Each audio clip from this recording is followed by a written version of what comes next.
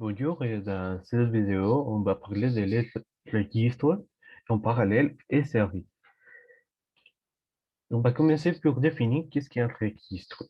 Les registres sont des circuits séquentiels à l'entrée d'un nombre défini pour les valeurs des et des quantités et des sorties. Ils possèdent également une entrée d'horloge et une entrée de commande qu'on appelle load, ensemble de bascules synchrones et asynchrones. Et ça, c'est les caractéristiques qu'on trouve. Par exemple, ça c'est l'entrée en série pour cet exemple, et ça c'est l'impulsion d'horloge. Et par exemple, d'une manière graphique, on le voit comme ça. Ça c'est un encadré. Ça c'est les signaux d'horloge qu'on trouve ici. Ça c'est les registres, les caractéristiques, et on passe pour définir les registres en parallèle.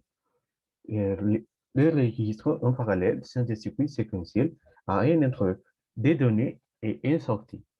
Il précisera également un entrée d'horloge et une entrée de commande load. Il nous permet de la mémorisation d'un nombre binaire. C'est-à-dire que nous avons différents entre de C et le K et chacune doit être en mémorisation. Comme on peut regarder, nous avons différents. Et ça, c'est le signal de relais.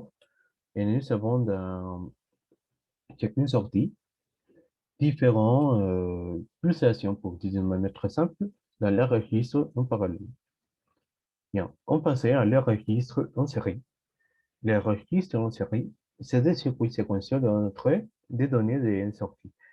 Le décalage peut également se faire vers les rouges et également le décalage se fait vers la sortie. Et ça, c'est très simple. Ça, par exemple, nous dit que, par exemple, nous avons un signal d'horloge en série. Pourtant, nous savons que ça, c'est le premier pulse. Ça, c'est le deuxième.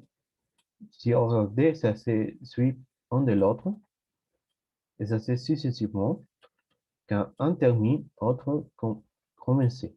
Ça, c'est très simple à comprendre. Et ça, c'est pour le registre en série. Et ça, c'est tout pour la vidéo.